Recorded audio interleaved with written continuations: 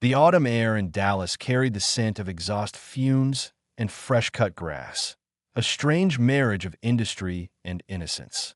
November 22nd, 1963, began like any other day in the city, but by noon it would be carved into history like a wound that refused to close. The motorcade glided down Elm Street, the black Lincoln gleaming like a moving monument. Crowds lined the sidewalks, waving and smiling, their cheers rising against the cloudless sky. At the center of it all sat President John F. Kennedy, his hair catching the light, his smile brilliant, as though he had been born to this moment of admiration. Beside him, Jackie wore her pink suit, a splash of elegance against the steel blue day. Then came a sound, a crack that sliced through laughter. At first, it could have been mistaken for a firecracker, the sort of harmless mischief kids might toss into the street. But the second shot erased out. The third carved the day in two. Kennedy's head jerked back. Jackie's scream broke into the air, and in that instant the world tilted forever. People remember the Zapruder film like a ghost. The slow-motion horror, the fragments of reality locked in celluloid.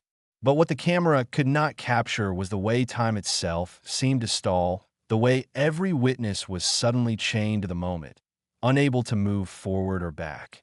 By the time the limousine sped toward Parkland Hospital, the story of America had split. In one version, a lone man with a rifle perched in the Texas School Book Depository had pulled the trigger. In another, shadows far older and darker had decided the fate of a president. Lee Harvey Oswald, a name that would be repeated endlessly, a name that would echo in headlines, courtroom whispers, and basement bars where conspiracy theorists nursed cheap whiskey and dark suspicions. He was captured quickly, a man in a drab shirt with a face both forgettable and unforgettable. He declared himself a patsy. He denied pulling the trigger. He became a ghost even before he was killed, live on television, by Jack Ruby. And so the stage was set for a century of doubt. Somewhere, in a hidden room that smelled of stale cigars and sweat, men whispered over whiskey glasses about the problem of Kennedy. His charm had been dangerous. His plans about Cuba, about Vietnam, about the Federal Reserve had unsettled the balance of power.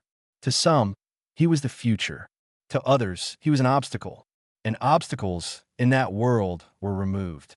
The truth was never single line. It was a shattered mirror.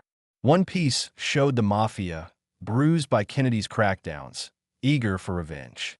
Another showed the CIA, furious at the president's hesitation during the Bay of Pigs, his talk of splintering the agency into 1,000 pieces. Another shard reflected Cuba, humiliated by the failed invasion, sharpening its knives in Havana. And another still caught the cold stare of Moscow, watching from across the ocean, waiting for America to bleed from within. The motorcade had rolled into history, but the ripples spread outward like a stone tossed into dark water. Oswald sat in a cell, staring at the walls, knowing more than he would ever say. Jack Ruby polished his pistol, a club owner with debts and connections, moving toward his rendezvous with destiny. FBI files thickened in drawers. Witnesses whispered. Some lived long enough to recant. Others didn't live long at all. And America, for the first time in a generation, learned how fragile the illusion of certainty could be. The basement of Dallas Police Headquarters smelled of sweat and cigarettes, of damp concrete and secrets. Reporters clustered like vultures, their flashbulbs strobing against the whitewashed walls.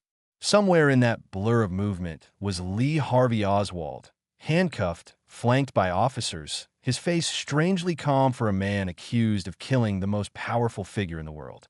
His lips curled in a defiance that didn't match his slight frame. "I'm just a patsy," he said, his voice carrying not just through the corridor but across America. Those words planted seeds that would never die. Hours later, as Oswald was escorted toward a waiting car, Jack Ruby appeared as if conjured by fate itself. A small-time nightclub owner, sweating through his suit, his pistol tucked into his hand like an extension of his will. He stepped from the crowd, pressed the muzzle into Oswald's stomach, and pulled the trigger. The cameras captured it all. The sudden jolt, Oswald's gasp, the shock in the eyes of policemen and journalists alike. The accused assassin of John F. Kennedy collapsed to the floor, silence forever. What America saw on television that day was more than a killing. It was the burial of clarity. Oswald would never stand trial. The chance to pull apart his story, to test his claims, to watch the puzzle pieces fall into place, that chance bled out on the basement floor. And yet the whispers grew louder. Ruby claimed he did it out of grief, out of rage, out of some patriotic impulse. But those who knew Ruby knew better. He was tangled in debts, with ties to the mob like ivy on a crumbling wall. He was a man who owed favors, and men like Ruby did not act alone. The Warren Commission was formed, a grand display of order against chaos. 7 men, tasked with making sense of the senseless. They produced their volumes, their pages heavy with testimony, their conclusions neat and sharp. Oswald had acted alone. A lone gunman in a window, 3 shots, the end of a presidency. Case closed. But America did not believe it. Not really. The magic bullet. That was the phrase that mocked the commission's findings. A single round, they said, that had pierced Kennedy, then Connolly, twisting and turning through flesh and bone with acrobatics that defied reason. The neat diagrams in the report only fueled the doubt. Could one bullet have truly done all that? Or was the commission desperate to stitch a tidy story out of a ragged wound? In smoky bars and kitchen tables, in whispered conversations between neighbors, the theories multiplied. Some swore they had heard shots from the grassy knoll, a shaded rise overlooking the motorcade route. They spoke of puffs of smoke, of men with rifles slipping into the crowd, of echoes that didn't fit the narrative. Others pointed to shadowy figures seen lingering near the fence line, men who melted away before anyone could ask their names. The knoll became legend, a second shooter hiding in the folds of history. And behind it all, darker forces loomed. The Mafia had reason to hate the Kennedys. Robert Kennedy's crusade against organized crime had cut deep. The CIA, humiliated by the Bay of Pigs and wary of Kennedy's talk of détente with the Soviets, had their own motives. Cuba's Fidel Castro, targeted by endless plots and poison pens, might have struck back in kind. Even the Soviets, with the Cold War at its iciest, had reason to see Kennedy fall. Every theory opened a door, and behind every door was another shadow. Witnesses who claimed too much often found themselves silenced by accident, by illness, by the mysterious weight of bad luck. Files went missing. Photographs blurred. Testimonies shifted with the wind. The truth was there, buried under layers of obfuscation, but every hand that reached for it found only smoke. America moved forward, but it never moved past. On the streets of Dallas, mothers pulled their children closer when they passed Dealey Plaza, as if the air still held a curse. Tourists came, standing on the white X painted on the road where Kennedy had been struck, shivering though the Texas sun was warm. And somewhere, in quiet rooms filled with the hum of machines and the smell of paper, men read classified reports and locked them away again, ensuring that some answers would not be spoken in their lifetimes. For the Kennedy assassination was not just a murder. It was the unraveling of faith. The idea that a man with a rifle and a grudge could bend the course of history was too simple, too cruel. And so the nation dreamed up its labyrinths of conspiracy, because the alternative, that history could hinge on a nobody with a cheap rifle, was too unbearable to believe. But in those labyrinths, sometimes the shadows looked back. The city of Dallas slept uneasily in the weeks after Kennedy's death. Dealey Plaza was no longer just a street corner. It was a scar. The book depository loomed like a silent witness, its windows blackened, its brick walls steeped in whispers. And in smoky back rooms across the country, men lit cigars and asked each other the same question: who really killed the president? For many, the Mafia's fingerprints were too clear to ignore. John F. Kennedy had risen to power in part through favors whispered in Chicago back alleys, through votes pulled like strings in West Virginia, through the shadowy support of bosses who expected a return on their investment. But the debt was never repaid. Instead, Robert Kennedy, Bobby, the pit bull brother, had waged an unrelenting war against organized crime. Courtrooms filled with mobsters dragged from their dens. Headlines screamed of indictments. Wiretaps buzzed like angry bees. The mob was cornered, and cornered men strike. In New Orleans, Carlos Marcello sat in his oak-paneled office, thumbing through papers with the patience of a man who understood revenge was a dish best served with calculation. Marcello had been publicly humiliated, kidnapped by federal agents, flown out of the country, dropped into the Guatemalan jungle without ceremony. He had clawed his way back, his pride blackened but unbroken. When word reached him of Kennedy's murder, some said Marcello's eyes glimmered with satisfaction, as though an old debt had finally been collected. Then there was Sam Giancana, the Chicago boss whose ties ran deeper than blood into the very arteries of American politics. Giancana had danced with the CIA, lending his resources to their plots against Castro. Poison pills, exploding cigars, whispered contracts. Together, mobsters and spooks had schemed in shadows. But the Kennedys had betrayed him. They had used him, then turned the blade against him. To men like Giancana, betrayal was a crime with only one punishment. The Mafia theory painted a picture of a president felled not by ideology, but by vendetta. Revenge written in gunpowder and blood. But then there was the CIA. Langley's corridors hummed with secrets in those days. Corridors lined with doors that concealed operations blacker than midnight. Kennedy had threatened to shatter the agency, to scatter it into 1,000 pieces. He had doubted their judgment, scorned their failures in Cuba, clipped their wings when they begged to fly. To some in the agency, Kennedy was not just an obstacle. He was a danger. A man with too much charm, too much independence, and too little loyalty to the machinery of power. What if the CIA had decided that democracy could not risk his leadership? There were whispers of men in suits meeting in safe houses, of assets being shuffled like playing cards, of shooters trained in faraway jungles now brought closer to home. The grassy knoll, after all, was a perfect angle. Clean, sharp, decisive. A second team to ensure the first did not fail. Officially, it was madness.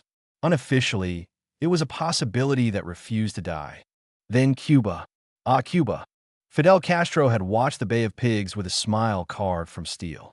He had seen Kennedy's hesitation, his refusal to send American jets to the aid of the invaders, and he had laughed. But laughter could not drown the rage. For years, the CIA had tried to kill him.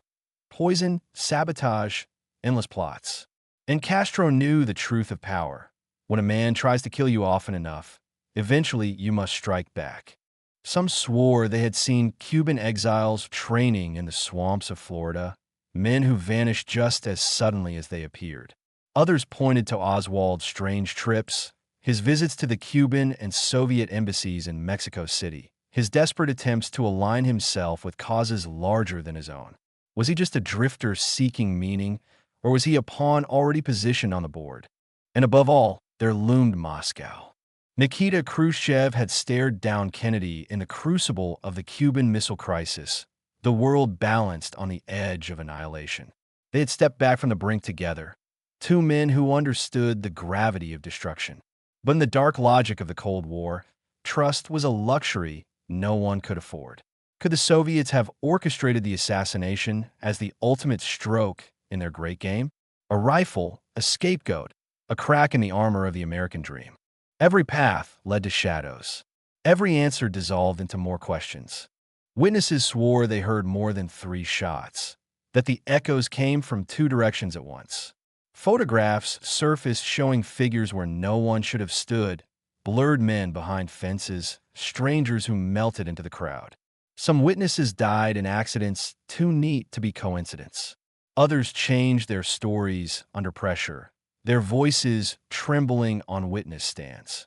The American people wanted clarity. What they got was the Warren Commission, tidy as a freshly folded suit, its pages neat, its conclusions polite. Oswald alone, Oswald unaided, Oswald the man who bent history. But the public did not buy it. They smelled smoke where the commission insisted there was only air. And so the theories multiplied, spreading like vines across the nation's imagination. In dim diners at midnight, truckers muttered about the mob. In Washington bars, senators whispered about Langley. In college dorm rooms, students pointed at maps of Cuba, tracing Oswald's strange pilgrimage to Mexico. And everywhere, the question pulsed like an open wound. Who killed Kennedy? Not the man, but the dream. Not the president, but the idea of a nation untouchable, unbreakable, invincible. And behind that question, the silence deepened. In the years that followed, the assassination refused to rest. It clung to America's consciousness like a fever dream, haunting late-night television, spilling into whispered conversations in diners and gas stations, poisoning trust in every institution that claimed to guard the truth. Witnesses began to vanish. Some in accidents so neat they looked scripted. A woman who claimed she saw a man with a rifle near the fence line died in a car crash that investigators shrugged off as coincidence. A railroad worker who swore he had seen smoke drifting from the grassy knoll collapsed from a sudden heart attack before he could testify. A cab driver who picked up a nervous man near Dealey Plaza that day was found drowned in a creek, his pockets turned inside out. One by one, the voices that contradicted the neat story were silenced. The files told their own story, though most were locked away. Boxes stamped with government seals, labeled in red, classified. Inside, reports yellowed with age, photographs blurred by too many hands, tapes spooling voices that trembled with fear. Some were lost in fires, others buried in archives with stamps that promised secrecy for 50 years, then 75. By the time they would be opened, the men who lived the story would all be dead. And yet, fragments leaked. A page here, a photograph there. Enough to fuel suspicion, never enough to close the case. Jack Ruby, rotting in prison, claimed he had more to say. "You'll never know the truth," he rasped, his voice eaten away by illness. "It's bigger than you think." He died before explaining further, his words sinking into the silence like stones in dark water. The years rolled forward, but the wound stayed open. In the 70s, the House Select Committee on Assassinations took another look. They listened to recordings, studied trajectories, interviewed weary witnesses who had spent a decade in the crosshairs of history. Their conclusion was more cautious, but no less explosive. Kennedy was probably assassinated as the result of a conspiracy. Not proof, not certainty, just probability. A word sharp enough to reopen every scar. Theories multiplied like weeds. Some swore it was the mob, others the CIA, others still a marriage of both. Some spoke of Cuban exile hit squads, trained by the agency, turned loose in Dallas. Others painted a portrait of rogue operatives, patriots who believed Kennedy's softness on communism endangered the nation. Still others looked higher, at Wall Street, at defense contractors who feared Kennedy's talk of peace, who saw profit in endless war. The labyrinth deepened. And through it all, Dealey Plaza remained unchanged. The white lines on the road, the grassy knoll, the book depository, all frozen in time, as though the city itself refused to forget. Tourists came, snapping photos, whispering as though in a cathedral. They stood on the X that marked the fatal shot, some trembling, others smiling nervously for cameras. History had become pilgrimage. But for those who had lived it, the shadow never lifted. Jackie Kennedy, draped in grief, moved through life like a figure carved from marble. Robert Kennedy, fierce and unrelenting, carried the weight of his brother's death like a personal vendetta until his own life ended in a hail of bullets in Los Angeles. The family became myth, their tragedies stacking like stones in a monument no one wanted to build. And in the background, the questions grew louder. How had a drifter with a cheap rifle managed what armies could not? How had security failed so completely? How had Oswald known to be in the right place at the right time with the right weapon? How had Ruby, by sheer chance, walked into the basement at the exact moment of Oswald's transfer? Coincidence piled on coincidence until the weight of them all felt heavier than truth. By the 1980s, the assassination had become more than history. It was legend. Novelists wove thrillers around it. Filmmakers replayed the Zapruder film frame by frame, and barroom philosophers swore they knew the answer if only someone would listen. The truth had become a prism, splitting into 1,000 beams, each refracting a different possibility. But beneath the speculation, there was one undeniable fact. America had changed. The assassination had punctured the myth of innocence, cracked the illusion of a nation unassailable. After Dallas, nothing felt untouchable. Presidents could bleed, the dream could fall, and in the silence of locked rooms, where files still gathered dust, men who knew more than they would ever admit stared at photographs, at reports, at the ghost of a president whose smile had once promised the future. They knew the truth, or parts of it, but the truth was dangerous, and America, they told themselves, was not ready. Perhaps America never would be. Decades passed, yet the wound never healed. The photographs of that November day grew yellow at the edges, but the blood on Elm Street never dried in the nation's memory. Children who had not been born when Kennedy died grew into adults who still spoke of Dealey Plaza in hushed voices, as though the plaza itself were a crime scene preserved by time. The government declassified some files, boxes unsealed under the weight of passing years.